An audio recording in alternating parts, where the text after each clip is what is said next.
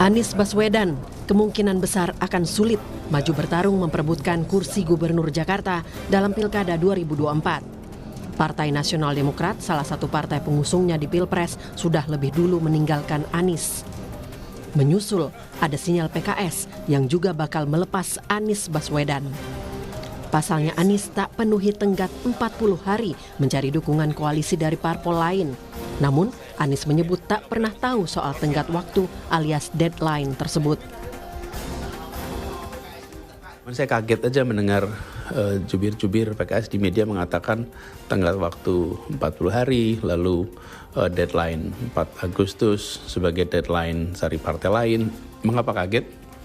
Karena memang tidak pernah dibahas ya. Dan setahu saya memang tidak pernah ada deadline soal SK dari partai lain. Sekali lagi saya tegaskan, saya ini menghormati apapun keputusan partai. Kita hormati, kita hargai, dan kita tahu masing-masing partai ini memiliki kendala, memiliki kesempatan yang berbeda-beda. Punya kepentingan, punya misi yang khas partainya. Sementara PKS mulai menjajaki komunikasi dengan Koalisi Indonesia Maju demi menggenapi tiket hingga batas waktu daftar pilkada. Dua kerangka kerja. Kerangka kerja yang pertama adalah kita mengusung Anies Sohibul Iman. Dan itu dalam kerangka kerja itu dibuat term and condition 25 Juni sampai 4 Agustus. Sekarang kita memasuki kerangka kerja yang kedua, yakni kita membuat opsi lain di luar opsi yang pertama. Opsi yang kedua ini salah satunya kita membangun komunikasi dengan Koalisi Indonesia Maju. Kerja yang pertama ini kan tidak running well, tidak berjalan sesuai yang kita harapkan. Sampai detik ini belum ada satupun partai yang secara official tertulis memberikan SK rekomendasi untuk majunya Mas Anies. Ketua Harian Partai Gerindra, Sufmi Dasko Ahmad, justru mengonfirmasi ada lebih dari 3 parpol akan bergabung dalam Kim Plus. 2 di antaranya, yakni PKB dan PKS, yang akan berkoalisi di sejumlah pilkada termasuk Jakarta. Untuk Jawa Tengah, Jawa Barat, dan kemungkinan besar di DKI Jakarta. Gitu. Karena kemudian ada opsi dari PKS akan bekerja sama dengan Kim, kami sudah berapa kali memang berkomunikasi dengan PKS. Manuver PKS ini terdengar meski sebelumnya masa pendukung Anies sudah berunjuk rasa di depan kantor DPP PKS Jakarta, mendesak agar PKS konsisten mendukung Anies Baswedan di Pilgub Jakarta alias tak berubah haluan. Tak hanya itu, masyarakat Betawi yang mengatasnamakan Poros Jakarta juga sudah menyambangi kantor DPP PDIP. Mereka berharap PDIP dapat mengusung Anies Baswedan di Pilgub Jakarta untuk melawan kotak kosong.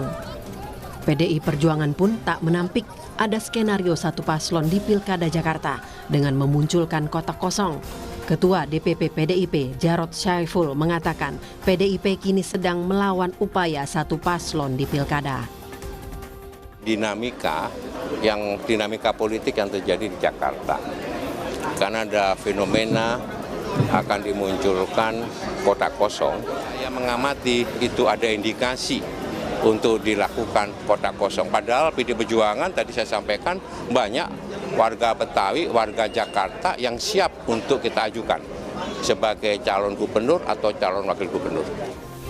Suara pendukung tak didengar, apakah PKS menyusul PKB yang sudah duluan beri sinyal gabung ke Koalisi Indonesia Maju?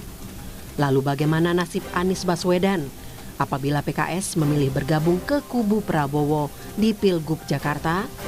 Sementara pendaftaran peserta pilkada pada 27 hingga 29 Agustus mendatang. Tim Liputan, Kompas TV.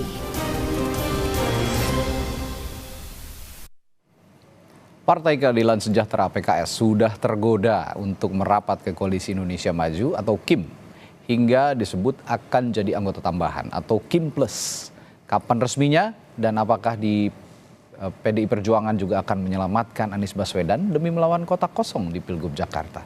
Kami akan membahasnya bersama para narasumber di studio. Sudah ada juru bicara PDI Perjuangan Ciko Hakim, juga analis politik Lingkar Madani Ray Rangkuti. Selamat pagi, Bapak-bapak. Pagi, Bu. Pagi, Radi. Baik, dan secara virtual ada politisi Partai Gerindra Ahmad Riza Patria. Selamat pagi, Pak Riza.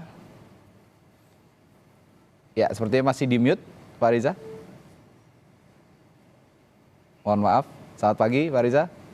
Ya, selamat pagi Mas Oke, Radi, Mas selamat pagi. Niko, Mas Rey, Baik. dan pemirsa Kompas TV. Ya, ini saya langsung aja nih ke Pak Riza nih.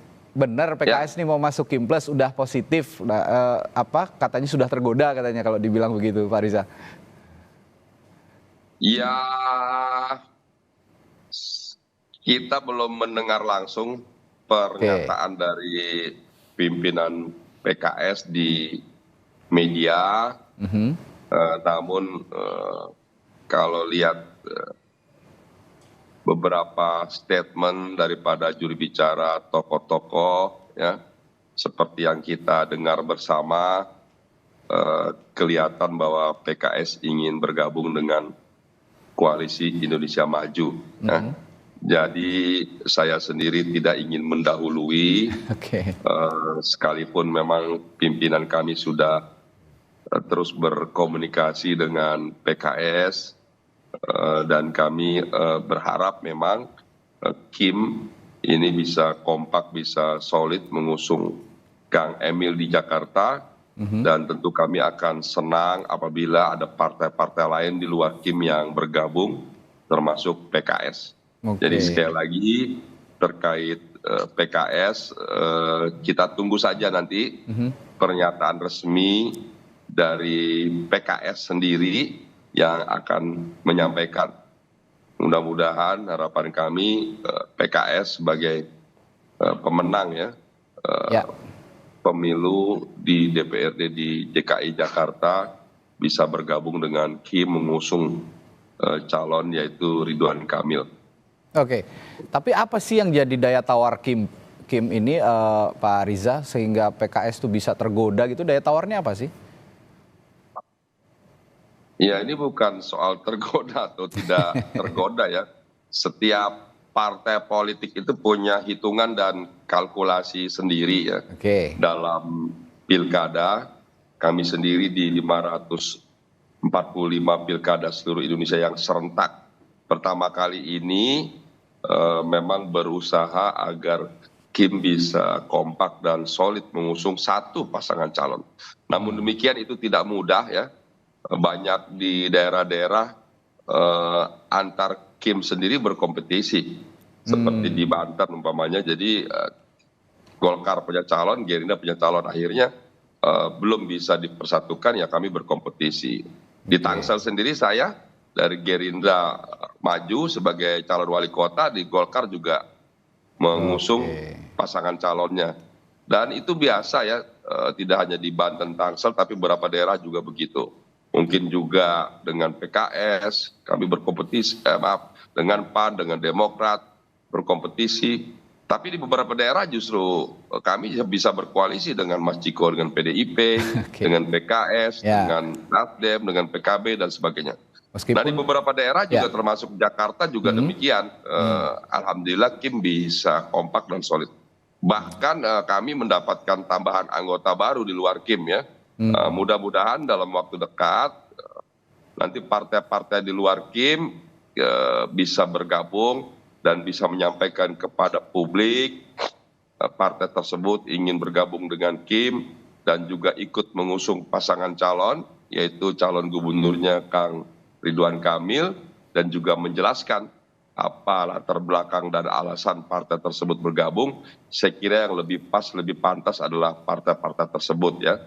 Kami meyakini pasti partai-partai tersebut kalau bergabung dengan Kim tentu sudah punya kalkulasi, hitungan yang matang, tidak sembarangan, dan meyakini bahwa calon yang diusung oleh Kim yaitu Kang Emil memiliki kompetensi, integritas, kualitas, dan bisa memenangkan pilkada di DKI Jakarta. Oke, saya ke Bung Ciko. Bung Ciko, kalau kemarin kata Pak Jarod upaya keras dari PDI Perjuangan supaya tidak melawan kota kosong di Jakarta ini. Meskipun faktanya terakhir ini sepertinya nggak akan jadi kota kosong karena KPU sudah menetapkan pasangan Dharma Kun ini dari independen ya, dari perseorangan itu lolos ya untuk mengikuti Pilkada Jakarta. Sepertinya memang tidak jadi kota kosong kalau memang diloloskan. Tapi ya ini di luar itu kan ada konstelasi partai politik yang harus juga dikedepankan gitu. Terutama PDI Perjuangan. PDI Perjuangan ini kan punya suara yang tidak sedikit di Jakarta. Gimana nih? Sebenarnya saya agak kurang sepakat dengan statement tadi barusan ya. Ada kata-kata yang harus dikedepankan adalah konstelasi partai politik. Tetapi yang harus dikedepankan justru adalah suara-suara arus bawah. Oke. Nah, suara-suara arus bawah ini adalah satu variabel yang sangat diprioritaskan bagi kami di PDI Perjuangan dalam mengusung calon di seluruh daerah. Nah, suara arus bawah ini tercermin dari mana? Biasanya tercermin dari hasil survei tentunya. Oke. Ya kan, hasil survei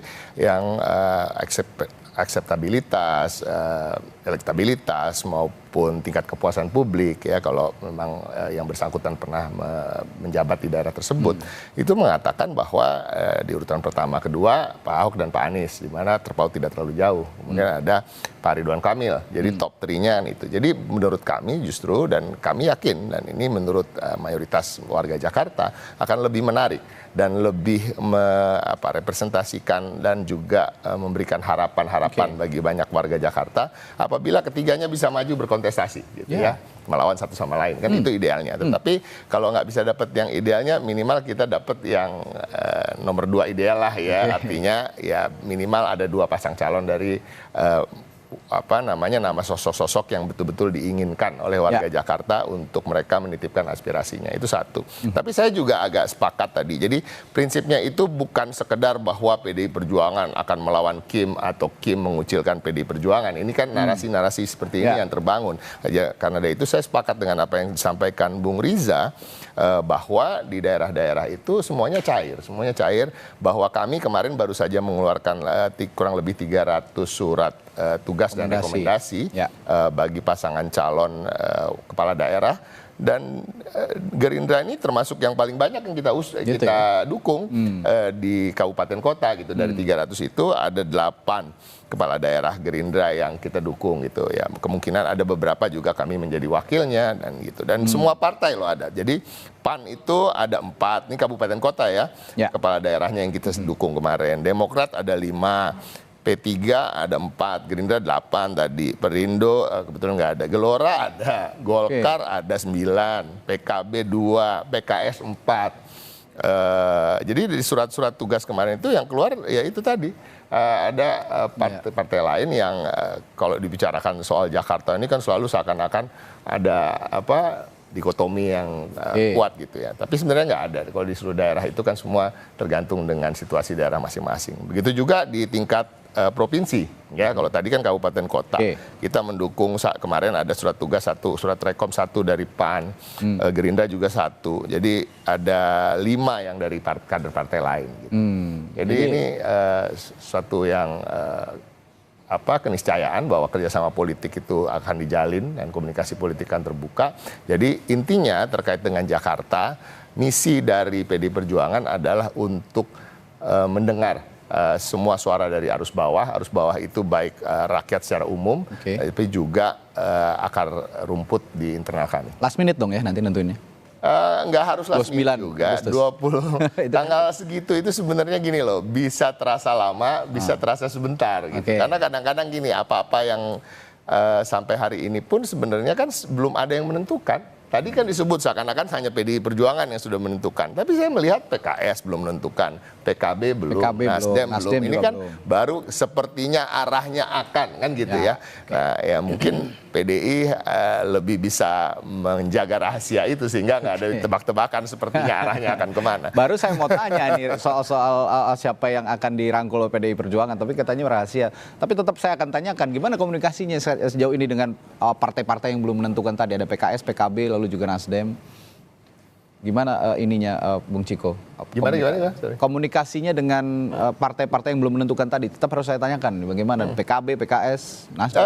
Komunikasi terus berjalan, baik itu formal maupun informal ya. Kebetulan saya bukan bagian dari yang ditugaskan untuk menjalankan komunikasi itu. Ibu menugaskan beberapa kader-kader senior seperti Bung Eriko, Pak Jarot, ya kan. Ada juga tentunya Pak Deddy Sitorus, ya kan, Bang Adian Apitupulu, dan tentunya yang pasti Pak Sekjen gitu ya, beberapa kader senior lain. Tapi pada prinsipnya secara formal maupun informal pembicaraan itu terus berjalan, apalagi mayoritas dari kader-kader senior tersebut berada di parlemen yang sehari-harinya bertemu gitu ya. Pastinya juga saling bertegur sapa dan menanyakan, baik itu juga membicarakan tentang kemungkinan-kemungkinan. Jadi kita lihat aja nanti, dan kita juga nggak menutup komunikasi kok. Bang Riza juga saya yakin juga berbicara dengan kader-kader senior di Partai PDI Perjuangan, dan begitu juga Pak Dasko yang sehari-hari bersama Mbak Puan di kursi pimpinan DPR. Ya, Bung Rey, kalau konstelasi partai politik tadi, kalau kata Bung Siko, tidak dikedepankan, lebih ke arus bawah suaranya. Tapi kan kepentingan Jakarta ini, meskipun katanya pilkada di semua daerah nih cair gitu partai politik, tapi Jakarta ini epicentrumnya terlalu dekat dengan kekuasaan. Bagaimana Anda melihat ini? Iya, jadi umumnya sih sebetulnya cair kan. Tapi kecuali pada beberapa yang saya istilahkan sebagai daerah strategis. Iya. Nah, daerah-daerah strategis itu dibuat sedemikian rupa, setidaknya kimnya nggak belah. Gitu. Kalau di Jawa itu menurut saya sekitar 5 ya daerah strategis itu, atau 4 gitu. 1 Jakarta tentu. 2 Jawa Barat, 3 Jawa Tengah, dan yang 4 itulah Jawa Timur. Nah, kalau kita lihat keseluruhannya, ya sebetulnya yang relatif agak terbelah itu awalnya kan Jakarta. Karena saat itu Kim seperti nggak punya calon kan. Pada saat itu kan RK belum menyatakan tegas, Golkar juga belum.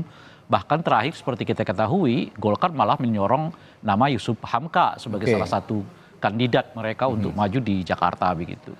Tapi kalau Jawa Tengah sih menurut saya mereka solid. Jawa Timur juga mereka solid gitu ya. Jawa Barat setelah RK ke sini kemungkinan besar mereka akan solid gitu. Jadi ini yang saya sebut dengan daerah strategis, tentu ditambah dengan Sumatera Utara karena faktor Bobi di sana yang menantunya Pak Presiden gitu. Nah, oleh karena itu mereka mungkin akan dibuatkan sedemikian solid gitu. Nah, cuman agak nambah sedikit kasusnya di Jakarta karena kalaupun mereka solid tapi diperhadap-hadapkan dengan Anies Baswedan, soliditas partai ini seperti nggak bisa berbicara banyak juga. Nah, oleh karena itu harus ada tambahan skenario. Bukan hanya solid, tetapi juga harus tanda kutip ya, belajetin gitu loh. Kekuatannya Anies Baswedan. Nah, kekuatan Anies Baswedan itu ada di mana? Ya tentu saja pada figur dia, plus juga dengan dukungan PKS kan. Oleh karena itu, ya satu, ya kan kalau dia sendiri ditarik kan nggak mungkin kan. Tariklah kekuatan yang mendukung dia, salah satunya adalah PKS kan. Nah, disitulah kemudian muncul istilah tenggat waktu lah, ya kan. Inilah itu sehingga memungkinkan PKS untuk masuk ke dalam Kim. Kalau PKS masuk ke dalam Kim, kan masih ada 2 partai yang lain yang ada di luar, dan itu punya 3 dengan PDI Perjuangan, dan potensial akan mendorong lagi Anies Baswedan sebagai calon gubernur mereka. Artinya apa gitu? Kalau tetap ada partai yang dapat mendorong Anies, lah ini soliditas partai ini tetap saja kayaknya nggak akan mampu ngejarnya Anies ini gitu. Sehingga dengan begitu ditarik lagi partai yang lain. Tapi kalau sekiranya konteksnya ya untuk membuat pilkadanya makin bagus gitu. Nah itu ya setidaknya mereka membuat bagaimana caranya supaya Anies ini bisa melaju gitu. Ini saya ingat dulu ya, ini pilkada Jakarta ini kalau pasangan parpol maksud saya, jadi bukan pasangan non parpol ya, hanya satu. Ini pilkada yang hampir terjadi di 2017 yang lalu. Saat itu kan Ahok sudah sangat tinggi elektabilitasnya melawan Mardhani Alisera dengan menteri kita yang sekarang nih pariwisata, Sandiaga Uno, ya kan. Kita di elemen civil society melihat lah ini bukan lagi bertanding namanya gitu. Karena istilahnya tutup mata aja Ahok menang. Tingkat elektabilitasnya sudah mencapai 60-70% saat itu. Sementara yang ini adalah masih di bawah 10%, nggak mungkin dikejar gitu. Maka kita berinisiatif agar ada tokoh yang memungkinkan bisa menarik simpati Nah salah satunya yang kita sebutkan itu Anies Baswedan yang kemudian dicalonkan kan. Nah kenapa kita merasa itu penting? Karena Jakarta adalah epicentrum politik. Itu maksud saya. Jadi itu tidak boleh dibiarkan. Ya pemilunya loyo gitu. Ya harus pilkada yang menjadi hangat. Ya. Karena semua mata tertuju ke Jakarta. Oleh karena itu, kalau saya pribadi ya, concern saya bukan soal Anies apakah maju atau tidak. Itu bukan concern saya. Concern saya itu harus dibuat pilkada di Jakarta ini khususnya yang mendekati yang menggambarkan bagaimana pilkada yang berkualitas, pilkada yang di mana perdebatannya begitu besar muncul dan seterusnya itu terjadi. Dan seperti kita alami di pilkada Jakarta 2017. Perdebatannya menarik sekali antara Anies Baswedan, Ahok dan juga AHY. AHY pada saat dan pada saat itulah AHY kemudian agak menurun gitu ya, melalui perdebatan itu. Lah ini kalau pasangannya cuma satu dari parpol, satu non parpol, mereka mau memperdebatkan apa?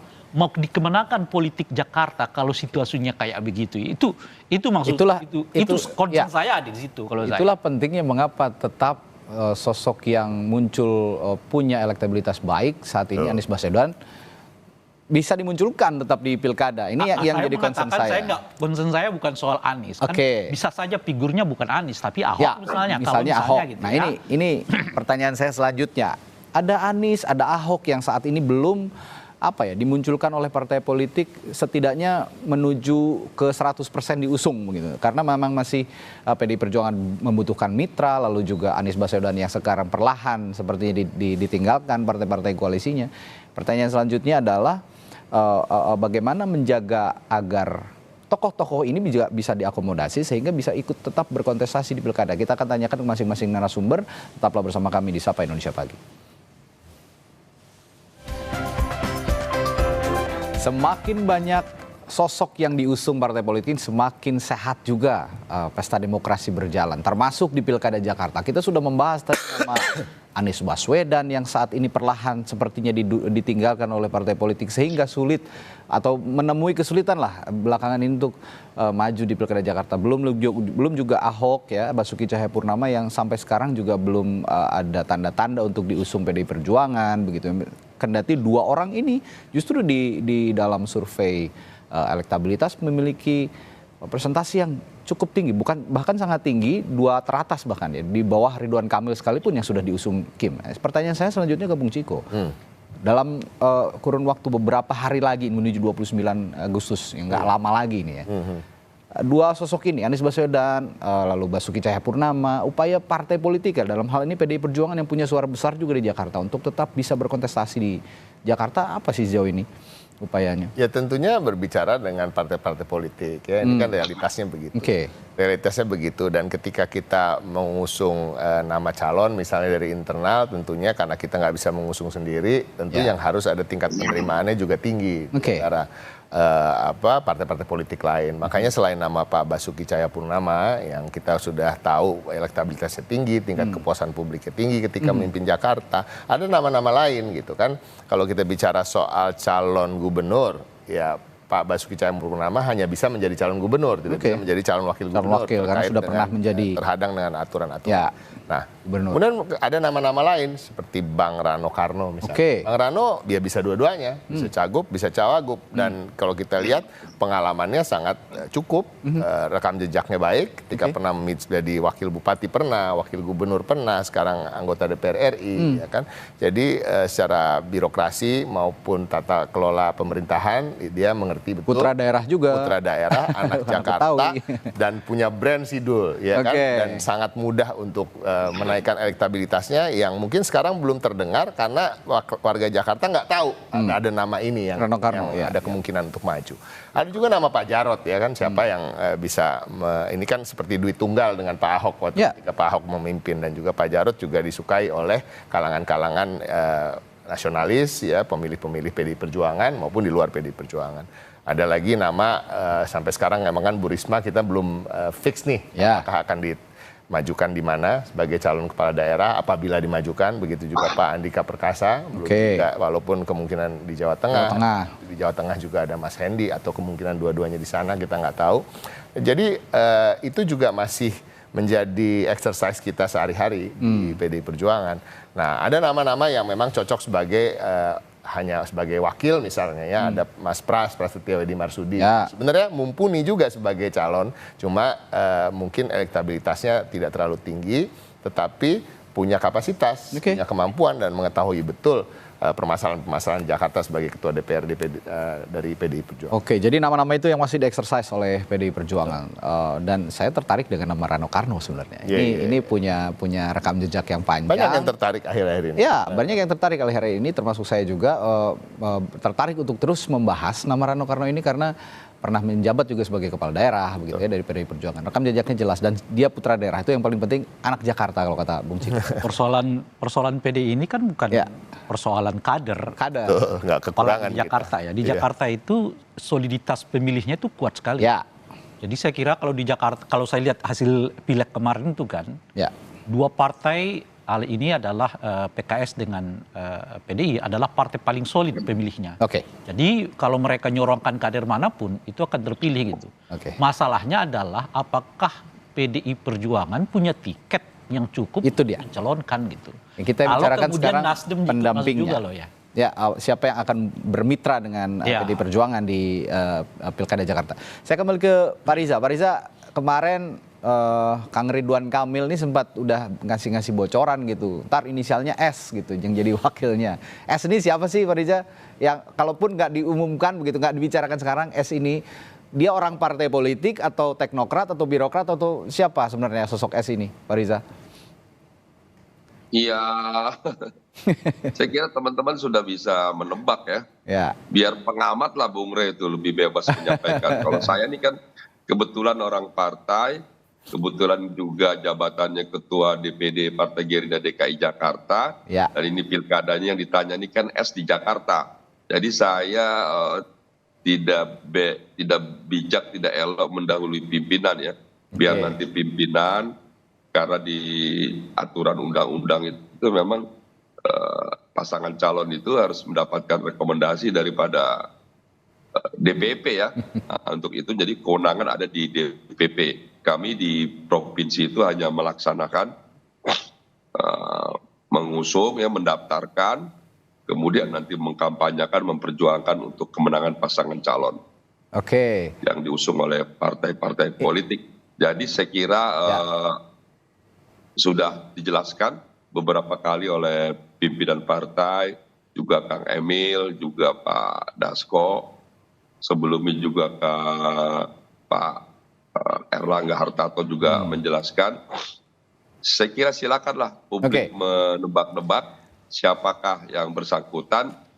Yang pasti adalah dari partai politik tentunya. Dari partai politik, Kang Emil itu diusulkan oleh Partai Gerindra, kemudian juga didukung oleh partai-partai lainnya, termasuk Partai Golkar tentunya, dan partai yang ada di KIM. Dan tentu kami juga berharap segera akan ada nanti partai-partai di luar KIM yang juga memberikan dukungan ya. Jadi sekali lagi tadi disampaikan oleh Mas Ciko, Mas Rey, KIM ini tidak hanya di Jakarta tapi cair di 545 ya. Bahkan kami juga banyak sekali memberikan dukungan sama kader-kader di PDIP tadi kalau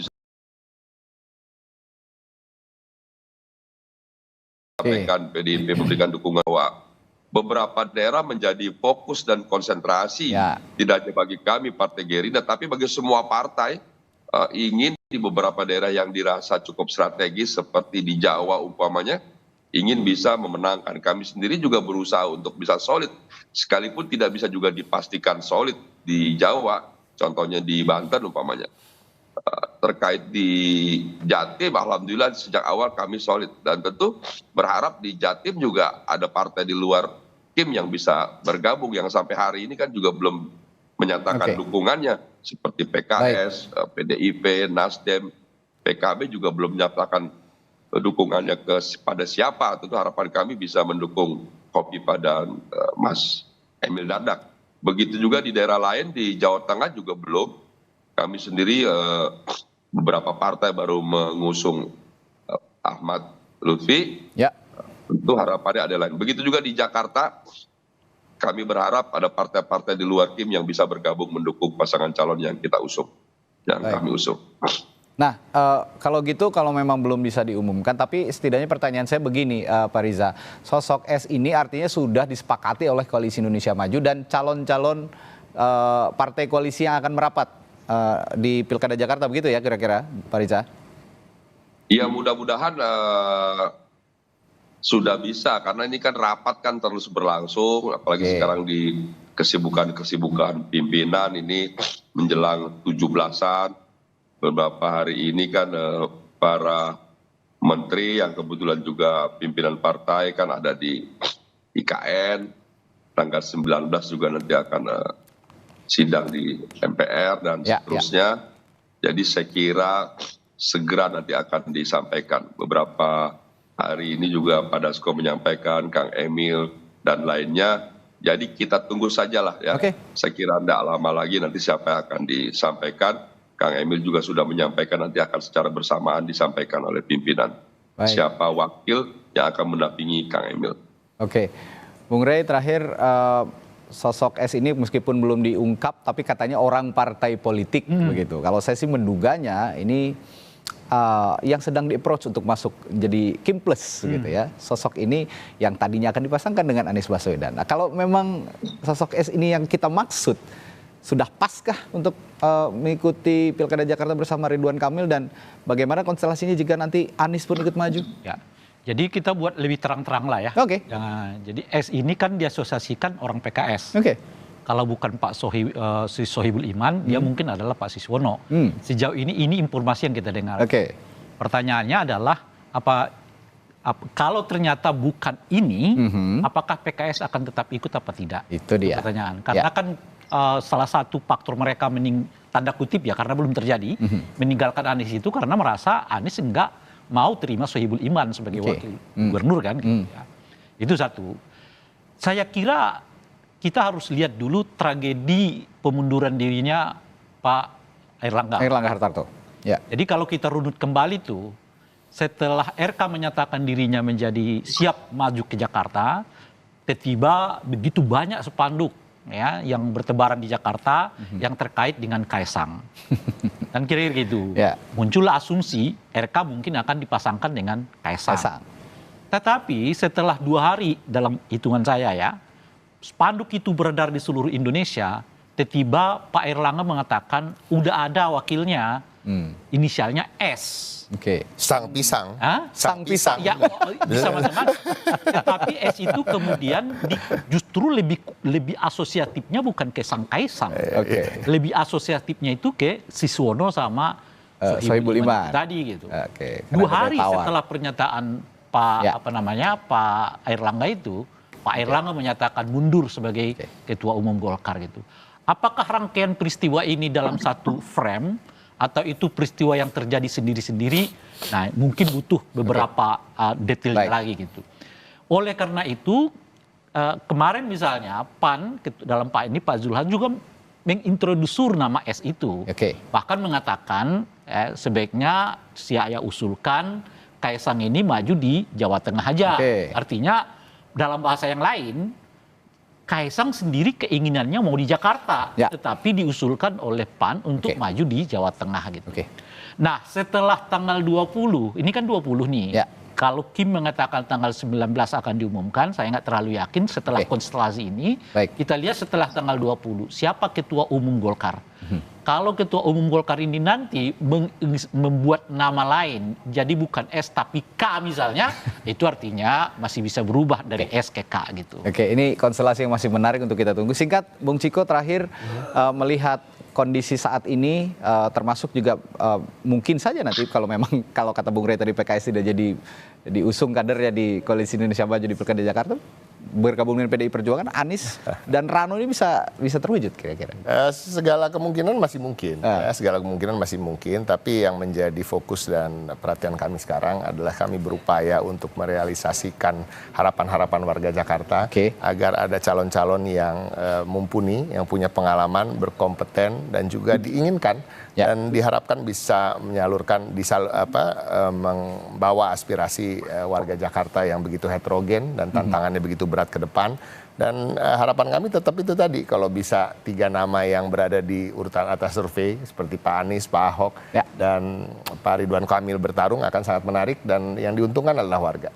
Baik, terima kasih. Dan demokrasi kita. Baik, terima kasih para narasumber saya pagi hari ini. Ada juru bicara PDI Perjuangan Bung Ciko Hakim, lalu analis politik dari Lingkar Madani Indonesia Bung Ray Rangkuti, serta Ketua DPD Partai Gerindra DKI Jakarta Pak Riza Patria. Terima kasih Pak Riza sudah menyempatkan hadir pagi hari ini. Mas Ciko, Bung Sehat selalu, sampai jumpa kembali. Ya, terima kasih. Baik.